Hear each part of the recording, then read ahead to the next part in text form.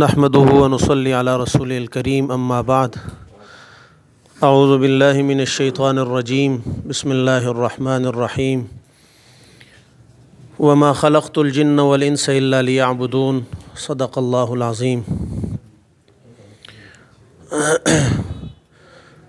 میں سب سے پہلے تو تحصیل اٹک کی جماعت کا مشکور ہوں کہ ان حضرات نے حاجی صاحب کا نام طے کیا اور حاجی صاحب نے کاغذات نامزدگی اپنے جمع کروائے اور الحمدللہ وہ منظور بھی ہو چکے ہیں۔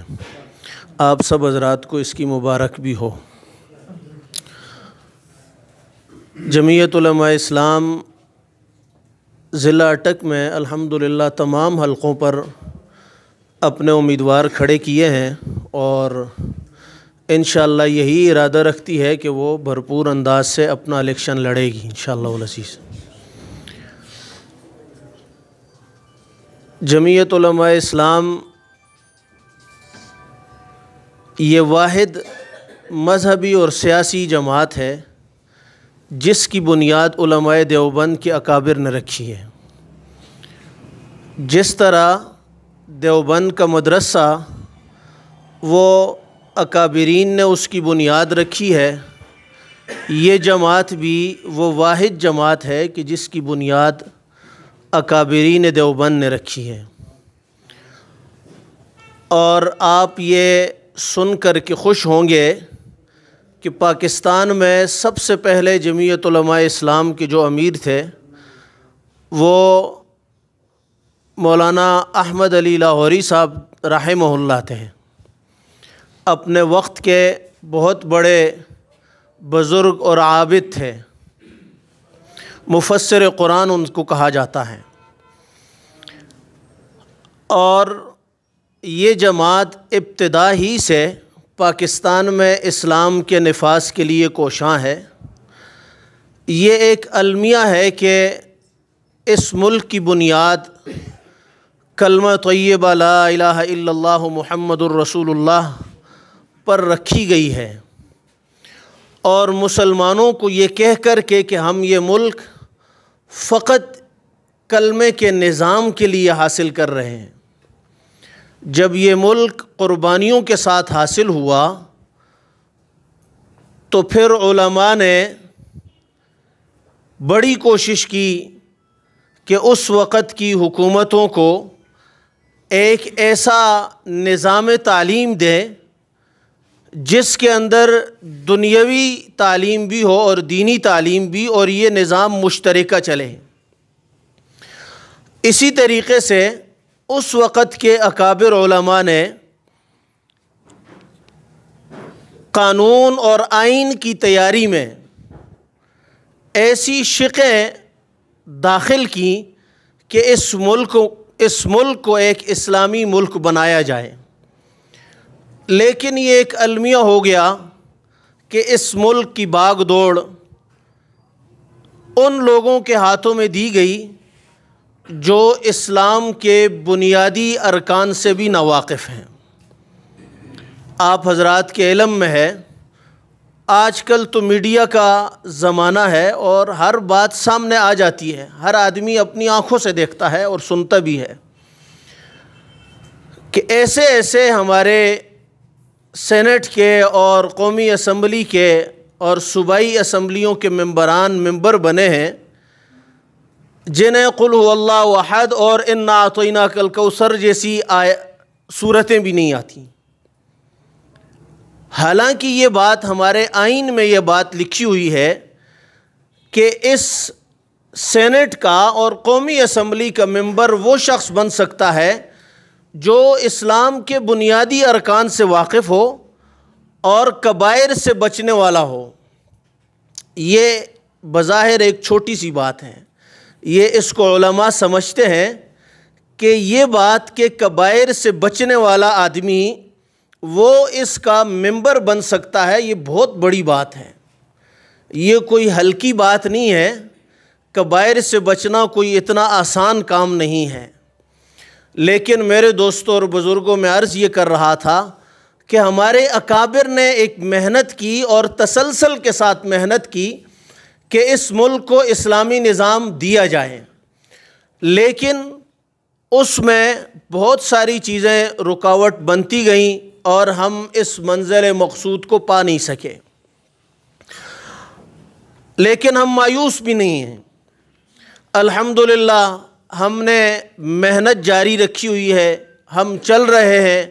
ہمارا فریضہ اتنا ہے کہ ہم محنت کریں، ہم جد و جہد کے مکلف ہیں، نتیجے کا اللہ نے ہمیں مکلف نہیں بنایا ہوں۔ اور یہ ہر مسلمان کا فریضہ ہے کہ وہ اس کی کوشش کرے کہ انفرادی زندگی میں بھی دین آ جائے اور اجتماعی زندگی میں بھی دین آ جائے۔ میری انفرادی زندگی، میں نماز پڑھنے والا بن جاؤں، اللہ کے رسول کی اطاعت کرنے والا بن جاؤں، میری زندگی سنت کے مطابق بن جائے، اور یہ محنت کرنا کہ میرا معاشرہ بھی انبیاء علیہم الصلوات والتسلیمات کے معاشرے جیسا بن جائے، خلفائے راشدین کے معاشرے جیسا میرا معاشرہ بن جائے، اس کی محنت کرنا بھی ہر مسلمان کی ذمہ داری ہے۔ اگر ہم یہ ذمہ داری پوری نہیں کر رہے تو یقیناً ہم سے اس بات کی پوچھ ہوگی اور ہم اپنی کوتاہی پر ہمیں نادم ہونا چاہیے۔ اور میرے دوستو، آپ کے سامنے حاجی صاحب کھڑے ہیں اور یقیناً یہ علماء کے، صلحاء کے منظور نظر بھی ہیں، اور انہوں نے ہی ان کا نام پیش کیا اور انہوں نے ہی ان کو آگے لایا۔ اب آپ حضرات کی ذمہ داری ہے کہ آپ اپنی دن رات کی محنت ایک کر کے ان کے لیے کوشش کریں، گلی گلی، کوچا کوچا، محلے محلے میں جا کر کے ان کے لیے ووٹ مانگے۔ ووٹ مانگنا ہمیں عار محسوس ہوتا ہے، ہمیں عجیب سا لگتا ہے کہ ہم کیسے پگڑیاں باندھ کر کے، داڑیاں رکھ کر کے لوگوں کے دروازے پہ جائیں کہ بھائی ووٹ ہمیں دو۔ میرے دوستو، ایک آسان سی بات ہے، ہم لوگ ووٹ عموماً، ہمارا معاشرہ جو بنا ہوا ہے وہ اس پر ہے کہ کوئی میری گلی پکائے گا تو میں اس کو ووٹ دوں گا، کوئی میرا بجلی کا کھمبا لگائے گا تو میں اس کو ووٹ دوں گا، کوئی میرا ٹیلی فون لگا دے گا تو میں اس کو ووٹ دے دوں گا، میرا فلاں مسئلہ کوئی حل کر دے گا تو میں اس کو ووٹ دے دوں گا۔ میرے دوستو، یہ ضرورتیں ہیں، یہ ساری ضرورتیں ہیں۔ جیسے ایک انسان کا جسم ہے اور اس کی ضرورت کھانا بھی ہے، اس کی ضرورت کپڑا پہننا بھی ہے، اور اسی طریقے سے اس کی ضرورت قضاء حاجت بھی ہے۔ یہ ساری ضرورتیں ہیں جو وقت کے ساتھ پوری ہوتی رہتی ہیں، لیکن مقصود اس ڈھانچے سے کیا ہے؟ وہ اللہ کی اطاعت ہے، اللہ کی فرمانبرداری ہے۔ اور میرے دوستو، اس سینٹ اور اسمبلی کا نظام قائم کرنے سے مقصود کیا ہے؟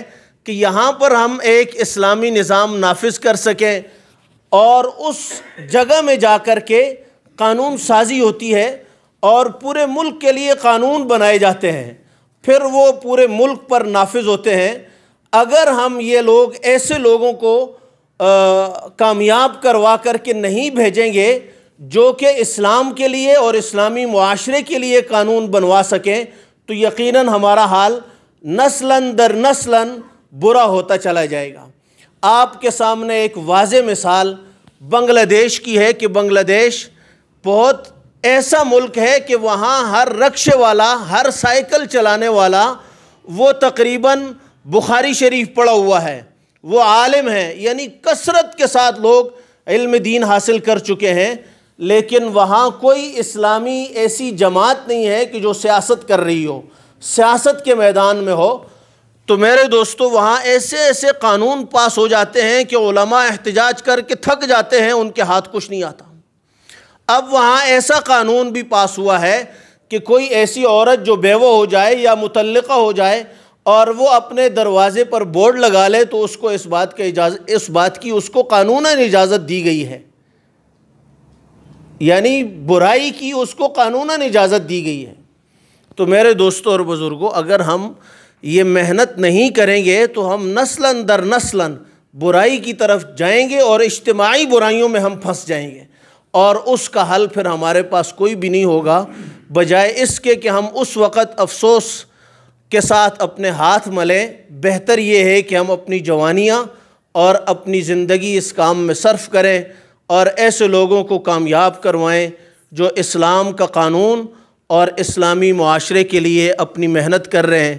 اللہ تعالیٰ سے دعا ہے کہ اللہ تعالیٰ آپ حضرات کا آنا بھی قبول فرمائے، آپ کی محنتوں کو بھی قبول فرمائے۔ ہمارے قائد محترم حضرت مولانا فضل الرحمان صاحب دامت برکاتہم کی اللہ تعالیٰ حفاظت فرمائے۔ آپ نے یقیناً سنا ہوگا کہ رات کو ان کے قافلے پر حملہ ہوا، الحمدللہ وہ محفوظ رہے۔ اللہ تعالیٰ ان کی حفاظت بھی فرمائے، اور ہم اس کی پرزور مذمت بھی کرتے ہیں۔ اللہ تعالیٰ آپ تمام حضرات کو جزائے خیر نصیب فرمائے۔